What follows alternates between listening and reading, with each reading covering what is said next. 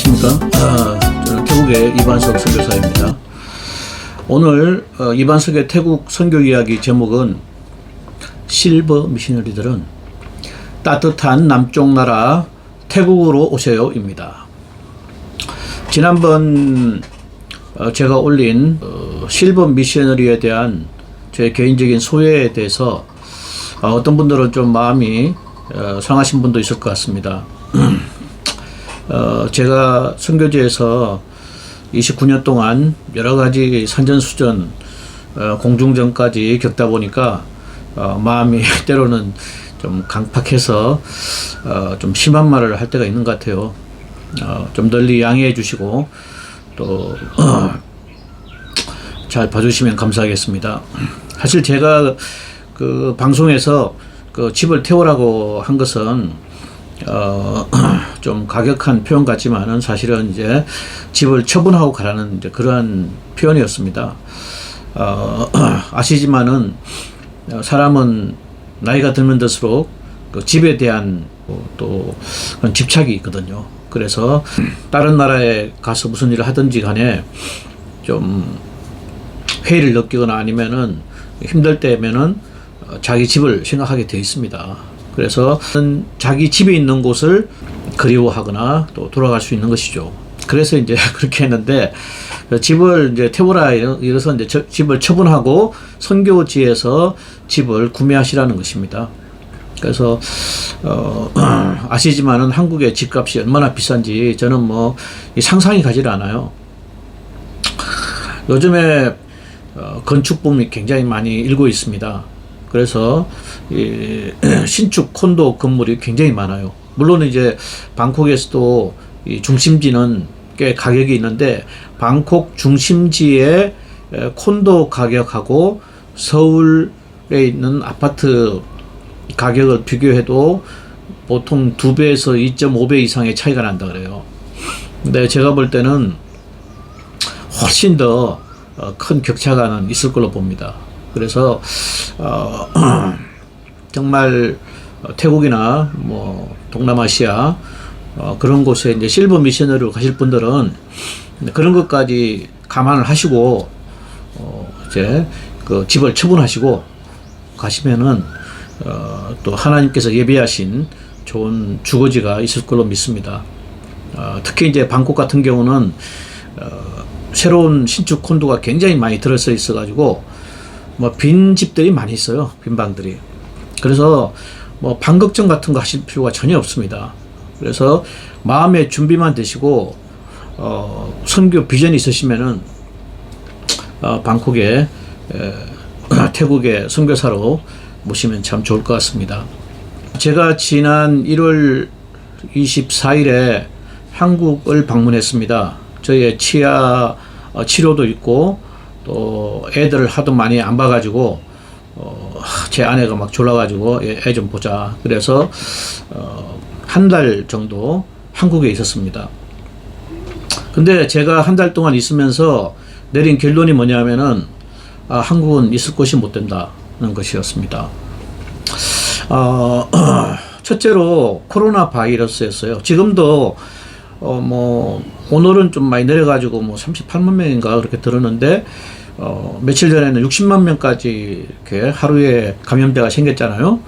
또 사망자도 막 400명 이상 이렇게 나오고 그래서 이건 정말 참 세계적으로 좀 부끄러운 일이고 또 위험한 그러한 상황인 것을 봤습니다. 그래서 코로나 때문에 한 달 또 채 안 되게 이제 계획을 하고 갔었는데 10일 동안 이제 격리를 해야 되지 않습니까? 그러면 격리 이후에도 한 보름 이상 남아 있으니까 괜찮겠다 싶었는데 뭐 애들이랑 같이 있다가 보니까 이 코로나 오미크론에 걸려가지고 또 7일 동안 또 격리를 했어요.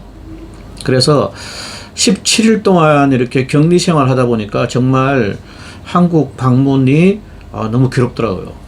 괴롭고 힘들었습니다. 몇 년 만에 한국에 갔는데 이 코로나로 인해서 아주 과격한 그런 환대를 받고 돌아오게 되었습니다. 둘째로는 날씨가 생각보다 너무 추웠어요. 이 원래 더운 지역에 살던 사람이 기온이 낮은 곳에 가면은 춥다기보다는 좀 시원한 느낌을 가져야 되거든요. 그동안 더운 나라에서 고생을 많이 했으니까. 그런데 제가 있었던 그 1월 24일부터 2월 25일까지 그 기간은 거의 매일 영하 10도로 내려갔습니다. 그래서 이것은 사실 추운 것이 아니라 고통에 가까운 것이었습니다. 그래서 이제 서울 시민들 뭐 이 표정을 보시면 알겠지만은 이게 행복해 보입니까? 두꺼운 옷을 껴입고 추워가지고 막 그냥 웅크리고 이렇게 있는데 참 이런 추위 가운데서도 생업을 위해서 또 아침 일찍 일어나서 가장 추울 때잖아요. 이렇게 출근을 하신 모습들을 보면은 야 그래도 참 한국 사람들이 부지런하고 좀 성실하다는 그런 느낌을 가졌습니다. 그런데 저는 솔직히 이 추운 날씨는 그닥 좋아하지 않습니다.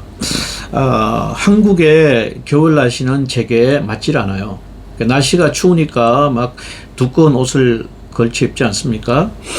그래서 이런 막 두꺼운 옷을 입으니까 사진 찍기도 싫더라고요. 그리고 식당이나 또 따스한 실내 가면 또 벗어야 돼요. 불편하니까.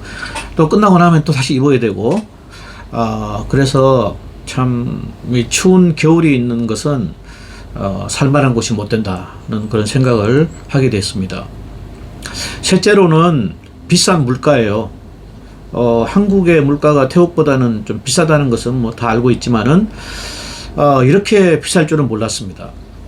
월급이 뭐 300만 원 이상 이렇게 돼도 방세 내고 교통비 내고 또 뭐 밥을 집 밖에서 외식하면 뭐 그렇게 생활하려면 뭐 모자랄 것 같습니다. 그래서 아주 한국이 물가가 비싼 나라다라는 것을 이번에 새삼 느꼈습니다. 그래서 그 물가가 이렇게 비싸가지고 태국하고 비교를 하면요, 한국 같은 경우는 뭐 어디 잠깐 시내 나가도 10,000원 이상은 그냥 훌쩍 넘어가더라고요. 15,000, 뭐 20,000원 가까이 이렇게 돼가는데 이 태국의 물가 비교하면은 택시비를 비교하면은 이거 택시 타기가 너무 무섭더라고요. 그래서 물론 이제 대중교통이 발전해서 그건 좋은데 또 때로는 택시가 필요할 때가 있지 않습니까? 그런 거 보면은 태국은 방콕이 서울보다 2.5배 이상 큰데 방콕 시내 아무리 다녀도 뭐 한국에 10,000원 이상 그렇게 잘 안 나옵니다. 그런 것만 봐도 한국이 참 물가가 비싸다는 것을 알게 됐습니다. 그리고 이제 오기 전에 코로나 검사한다고 보건소에서 이제 RT-PCR 검사 그 증명서를 안 해주니까요. 이제 지정 병원에 가는데 코로나 검사 비용이 12만 원씩 하더라고요. 그래서 그런 것도 태국과 비교하면은 엄청나게 비싸구나 하는 것을 체험하고 돌아왔습니다. 그리고 나서 이제 태국에 들어왔는데 이 태국은 3월부터 여름이 시작돼요. 그러니까 지금은 태국의 1년 전체 기온 중에서 가장 더울 때거든요. 그런데 한국에서 워낙 추운 날씨에서 고생하다 보니까 이렇게 좀 덥고 그런데 별로 더운 걸 못 느낍니다, 사실은. 너무너무 좋아요. 이게 지금 반팔 차림으로 이렇게 편하게 입고 또 더우면은요, 뭐 샤워하고 에어컨 좀 틀어놓으면 괜찮아요. 그래서 어떤 그 유명 한의사가 유튜브에서 한 말이 있는데, 그분이 말하기를 한국이 뭐 사계절이 있어서 좋다 그러는데 실제로 건강 측면에서 보면은 이 사계절이 뚜렷한 것이 좋지 않다고 그럽니다. 사람의 몸은 기온이 항상 일정한 게 좋대요. 미국의 뭐 샌프란시스코나 뭐 그런 데 살기 좋지 않습니까? 그런 것처럼 날씨가 막 춥다가 또 따뜻하다가 갑자기 덥고 또 뭐 서늘해지고 그런 것이 안 좋아요. 그래서 저도 옛날에 이제 한국에 있을 때 뭐 편지 쓸 때 보면은 맨날 그 자주 썼던 말 중에 하나가 뭐냐면은 환절기에 건강에 유념하세요. 뭐 하면 환절기야. 좀 있으면 환절기가 돼요. 그래서 특히 이제 그 나이가 많이 드신 분들은 겨울 내내 한국의 겨울이 보면은 한 6개월은 겨울이 추운 것 같아요. 그래서 이 추운 겨울을 지나다가 이제 봄이 되지 않습니까? 봄이 되어서 따뜻해지려 그러면은 그 얼어있던 몸이 풀리면서 이 사망자 숫자가 많이 늘어나는 것 같아요. 그래서 이래저래 그 한국과 비교할 때 태국은 사시사철 따뜻해요. 날씨가 참 좋습니다. 그래서 그런 면에서도 이 태국이 참 살만한 나라다 그런 생각을 해보고요. 지금 여름이 되면은 두리안이라든가 망고, 저는 특히 열대 과일 중에서 이 두 과일을 참 좋아하는데 이 열대 과일이 나오는 때가 이 여름철입니다. 그래서 이제 이 두리안과 망고는 한국에서 맛볼 수 없는 그런 맛인데, 이런 열대 과일이 있고 음식 문화가 발달한 곳이 태국입니다. 이반석의 태국 선교 이야기 채널을 개설한 목적이, 그동안 제가 혼자 태국에 있으면서 왜 태국에는 선교사가 오질 않는가 그런 생각을 하면서, 야, 내가 뭐 광고도 하지 않으면서 그런 불평을 하는 것은 어불성설이다 그런 생각이 들어가지고 일단 광고부터 하자. 그래서 제가 이 채널을 열게 된 것입니다. 그래서 선교 동역자를 좀 얻어보려고, 그리고 이제 태국 선교를 위해서 기도 지원도 받고 뭐 그런 목적도 있는데요. 한국의 젊은이들은 예전에 비해서 비전이 좀 부족하지 않은가 그런 생각이 듭니다.